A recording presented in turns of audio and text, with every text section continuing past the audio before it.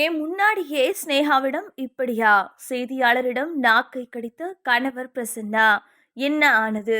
நடிகை ஸ்னேகா திரைத்துறையிலிருந்து சில வருடங்கள் ஒதுங்கி இருந்தாங்க. அதுக்கப்புறமா விஜய் நடிச்ச கோட் படத்துல ரீஎன்ட்ரி கொடுத்தாங்க.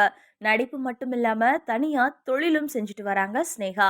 இந்த நிலைமையில சமீபத்துல நடந்த நிகழ்ச்சி ஒன்றில் கலந்து கொண்ட அவங்க கிட்ட செய்தியாளர் கேட்ட கேள்வி ஒன்றுக்கு நடிகரும் ஸ்னேகாவின் கணவருமான பிரசன்னா கொடுத்த ரியாக்ஷன் ட்ரெண்ட் ஆயிருக்கு. சுசி கணேசன் இயக்கிய விரும்புகிறேன் படத்துல நடிச்சு திரைத்துறையில அறிமுகமானவங்க தான் ஸ்னேகா. ஆனா அதுக்கு முன்னாடியே மாதவன் நடிப்புல வெளியான என்னவளே படம் வெளியாகி விட்டதால அதுதான் திரையில வெளியான ஸ்னேகாவோட முதல் படமா கருதப்படுது. இரண்டு படங்களுமே சுமாரான வரவேற்பை பெற்றாலும் ஸ்னேகாவோட அழகும் முக்கியமா அவங்களோட புன்னகையும் ரசிகர்கள் கிட்ட அவரை எளிதா கொண்டு சேர்த்தது. முதல் 2 படங்கள்ல கிடைச்ச வரவேற்பை அடுத்து அவங்களுக்கு அடுத்தடுத்து வாய்ப்புகள் வந்துச்சு.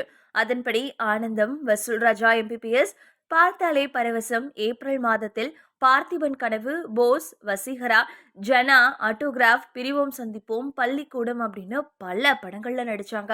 அவங்க நடிச்ச எந்த படத்திலையும் அதீத கிளாமர் காட்சிகள்ல நடிக்கவே இல்லை.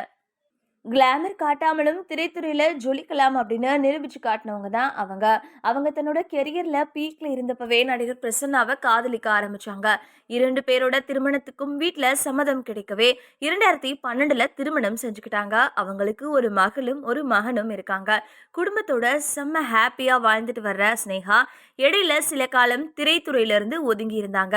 சூழல் இப்படி இருக்க வெங்கட் பிரபு இயக்கத்துல விஜய் ஹீரோவா நடிச்ச கோட் படத்துல அவருக்கு ஜோடியா நடிச்சு மறுபடியும் என்ட்ரி கொடுத்தாங்க புன்னகை அரசி. ஆனா படம் சுமார் தான்.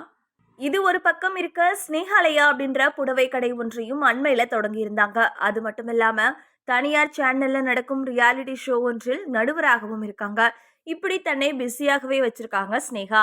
இந்த நிலைமையில ஸ்னேகாலயா தொடர்பான நிகழ்ச்சி ஒன்றில் கலந்து கொண்டு செய்தியாளர்கள் கிட்ட பேசிய அவங்க கிட்ட நீங்க எப்பவுமே ராணியா இருக்கீங்க. வயது என்பது வெறும் எண் தானா அப்படின்னு கேள்வி கேட்க, அருகில் இருந்த பிரசன்னா அந்த செய்தியாளரை நோக்கி சிரித்தபடியே ஏய் அப்படின்னு சொல்லி நாக்கு கடிச்சுக்கிட்டே கொன்னுடுவேன் அப்படின்ற மாதிரி செய்கை காட்டினாரு. அது அங்க இருந்த எல்லார்கிட்டையும் கலகலப்பை உண்டு பண்ணியது. அதனைத் தொடர்ந்து பேசிய ஸ்னேகா மனதால் சந்தோஷமாக இருந்தால்தான் முகத்தில் தெரியும். அதற்காக பிரசன்னாவுக்கு நன்றி சொல்லிக்கிறேன் அப்படின்னு சொல்லியிருந்தாங்க.